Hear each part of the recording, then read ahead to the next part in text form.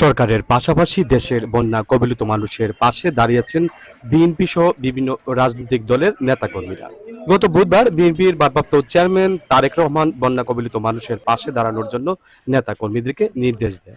সেই নির্দেশনা মোতাবেক হবিগঞ্জ জেলা স্বেচ্ছাসেবক দলের আহ্বায়ক সৈয়দ মুশফিকের উদ্যোগে পৌর এলাকার দানিয়ালপুর বন্যার্থের মাঝে শুকনো খাবার বিতরণ করা হয়।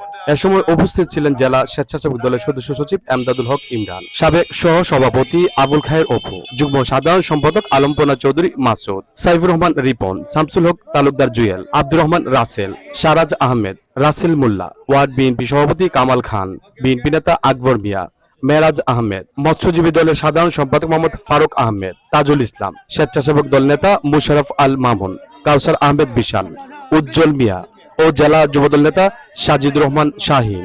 এ সময় নেতাকর্মীদের সাথে নিয়ে 2 শতাধিক পরিবারের মাঝে শুকনো খাবার বিতরণ করা হয়। আমাদের ভারপ্রাপ্ত চেয়ারম্যান জনাব তারেক রহমানের নির্দেশনায় আমরা স্বেচ্ছাসেবক দল হবিগঞ্জ জেলার আহ্বায়ক হিসেবে আমি সাধারণ মানুষের, বন্যা দুর্গত মানুষের পাশে দাঁড়ানোর চেষ্টা করতেছি। আমাদের ইতিপূর্বেও যে কোনো ক্রান্তিকালে মানুষের দুঃসময়ে আমরা আমাদের যথাসাধ্য সহযোগিতা নিয়ে তাদের হাতে সহযোগিতার হাত বাড়িয়ে দিয়েছি। আমি আশা করব এই দুঃসময়ে সারা বাংলাদেশের সকল দরিদ্র মানুষদের পাশে দাঁড়ানোর জন্য সকল ধনী সমাজসেবক সবাই যেন তাদের উদার হস্তে তাদের সহযোগিতার হাত তাদের জন্য বাড়িয়ে দেয়। এই দুঃসময়ে মানুষের পাশে যে থাকবে সেই মানুষগুলোই প্রকৃত মানুষ, প্রকৃত সেবক হিসেবে মানুষের কাছে বিবেচিত হবে।